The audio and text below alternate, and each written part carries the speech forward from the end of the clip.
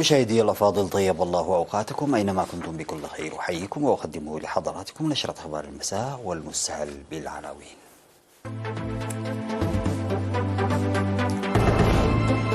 حاكم شمال البحر الأحمر تزور أفعبة وأشعب. مدرسة ماي حبر الفنية تخرج 99 طالبا. نفير لشق طريق نقفة أقرع.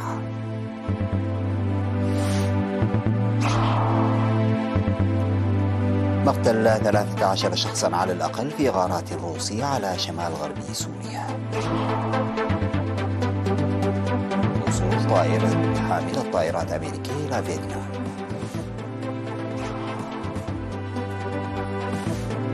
وإعلان حظر تجول إثر مقتل 11 في حرب عصابات مخدرات في هندوراس. السلام عليكم ورحمة الله. قامت حاكم إقليم شمال البحر الأحمر السيدة أسمرة أبرهة بزيارة مديريتي أفعبة وشعب من 22 وحتى 24 من يونيو، وأجرت لقاءات حول تنفيذ برامج التنمية. وتناولت اللقاءات تجميع قرى قلبوب والسدود الصغير التي تشيد لضمان توفير مياه الشرب لمدينة أفعبة ومبادرات سكان شعب لحماية التربة وحفظ المياه.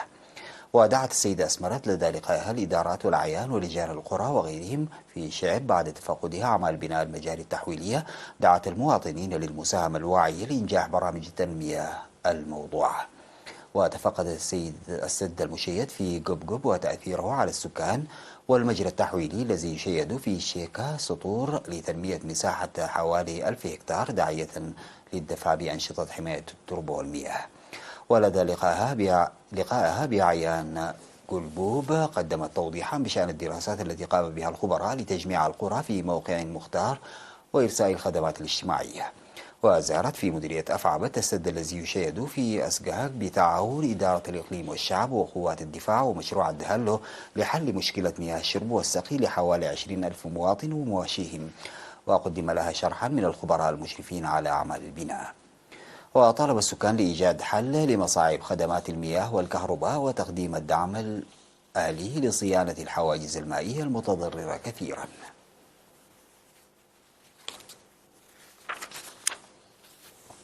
خرجت مدرسة ماي حبار الفنية 199 طالبا بينهم 61 من الطالبات يوم 25 من يونيو بدرجة الشهادة بعد دراسة نظرية وتطبيقية لسنتين في مجالات الميكانيكا والبناء والكهرباء والإلكترونيات والخراطة والمجاري والنجارة والحدادة.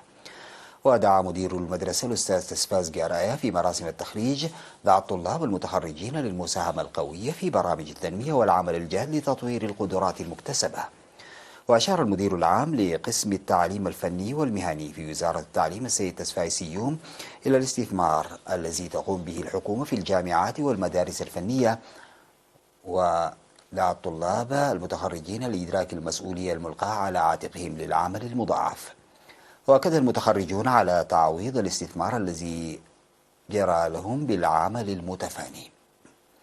هذا وخرجت مدرسة ماي حبار الفنية التي تأسست عام 1994 4908 من الطلاب في 23 من الدفعات.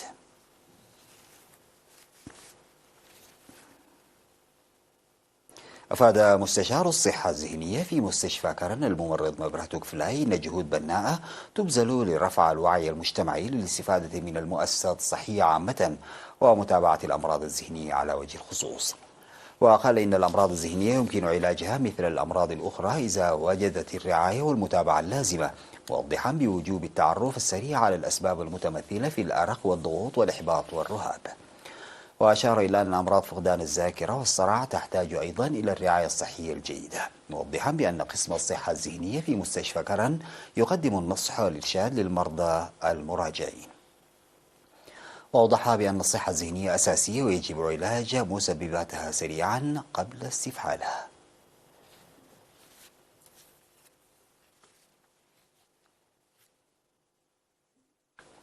قدم سكان مديريات هبرو وكرن وزازرات وصنعفي وقلعلو أكثر من 422 ألف نقفة ومساعدات عينية لأسر الشهداء. وقدم سكان 8 ضواحي في مديرية هابرو أكثر من 136 ألف نقفة و62 كنتالا من الذرة و5 كنتالات من السكر لأسر الشهداء، وحراثة مزارع أكثر من 273 أسرة شهيد. وقدم سكان 5 ضواحي في مديرية كرن حوالي 134 ألف نقفة، وقدم سكان مديرية صنصرات في الإقليم الأوسط 60 ألف نقفة ل30 أسرة شهيد.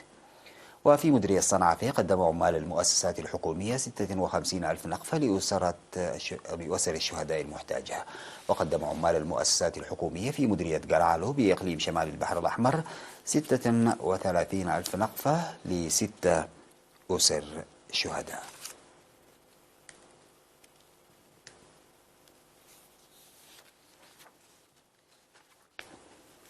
يقوم سكان ضاحيتي أبيلو وأقرع ومدينة نقفة وعمال مختلف المؤسسات الحكومية بنفير لشق طريق نقفة أبيلو أقرع تحت أقرع العل.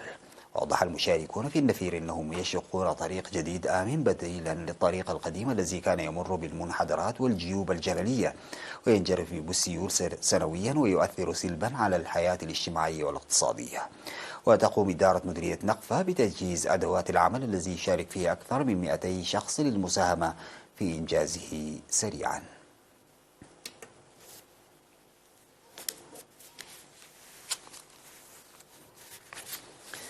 بعد الفاصل سعادتي أعود بالأخبار الخارجية.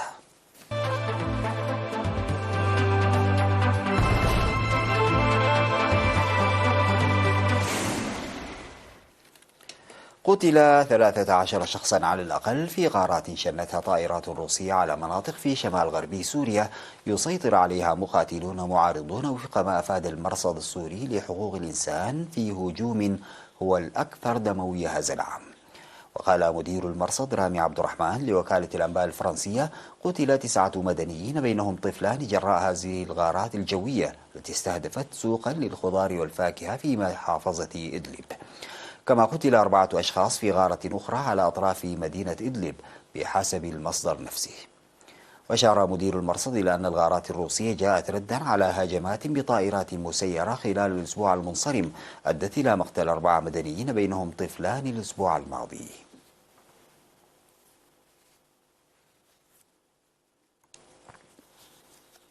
بعد أسابيع من احتجاج هانوي على إبحار سفن صينية في مياهها، وصلت حاملة طائرات أمريكية إلى مدينة دانانغ الفيتنامية. ويتزامن وصول USS رونالد ريغان إلى ميناء دانانغ مع احتفال الولايات المتحدة وفيتنام بذكرى مرور 10 سنوات على الشراكة الشاملة بين البلدين في ظل تعزيز العلاقات التجارية بينهما وتقاربهما على خلفية المخاوف حيال ازدياد نفوذ الصين في المنطقة. تأتي زيارة حاملة الطائرات الأمريكية بعد وصول سفن تابعة للبحرية الهندية إلى دانانغ الشهر الماضي ورسو أكبر سفينة حربية يابانية في مدينة كامران جنوب شرقي فيتنام في وقت سابق هذا الأسبوع. وتحمل العلاقات الثنائية القوية بين الولايات المتحدة وفيتنام أهمية كبيرة بالنسبة لواشنطن إذا كانت تسعى للبقاء قوة مهيمنة في المنطقة بحسب بيونغ.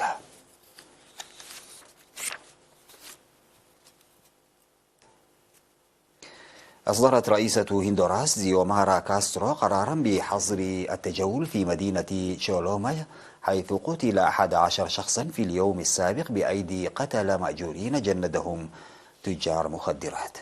وأعلنت الرئيسة فرض حظر تجول خاص في شولوما متخذة هذا القرار بعد مقتل 11 شخصا بالرصاص في قاعدة بلياردو في المدينة البالغ عدد سكانها أقل من 300 ألف نسمة. وصرح المتحدث باسم الشرطة ميغيل مارتينيز لوكالة فرانس بريس بأن القتلى هم 10 رجال وامرأة.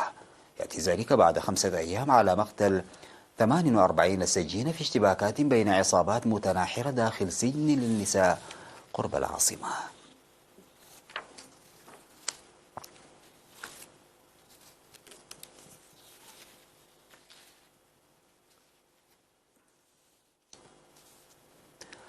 أجلي آلاف الأشخاص في تشيلي إثر فيضان نهر ماولي جراء تساقط أمطار غزيرة في جنوب البلاد ما أسفر عن سقوط قتيلين على ما ذكرت وزيرة الداخلية كارولينا توها.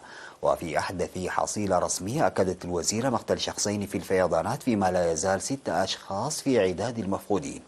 وأفادت هذه الحصيلة كذلك أن 9814 شخصا يقيمون في مناطق معزولة، و4077 تعرضوا لأضرار، فيما نقل 2054 شخصا إلى مكان آمن. وكان فيضان نهر ماولي في وسط البلاد الذي تضاعف مستواه في غضون ساعات قليلة قبل نشر الحصيلة موضع متابعة من جانب السلطات. وأمرت السلطات بإجلاء 1800 شخص يقيمون قرب ضفاف النهر في مدينة كونستيتوسيون على بعد حوالي 400 كيلومتر جنوب العاصمة سانتياغو.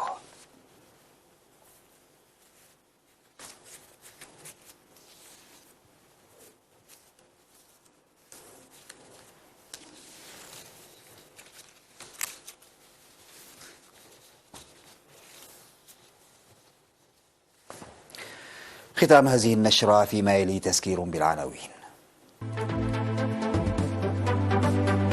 حاكم شمال البحر الأحمر تزور أفعبة وشعب.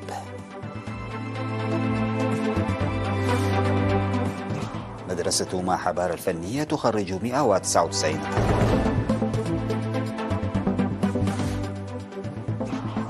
نفي لشق طريق نقفة أقرع.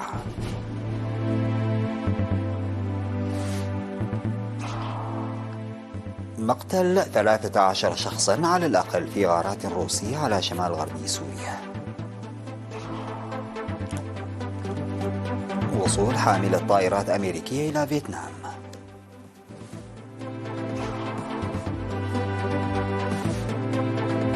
إعلان حظر تجول إثر مقتل 11 في حرب عصابات مخدرات في هندوراس. انتهت نشرة أخبار المساء، قدمتها لحضراتكم من الفضائية الإريترية. شكرا لمتابعتكم. السلام عليكم ورحمة الله تعالى وبركاته.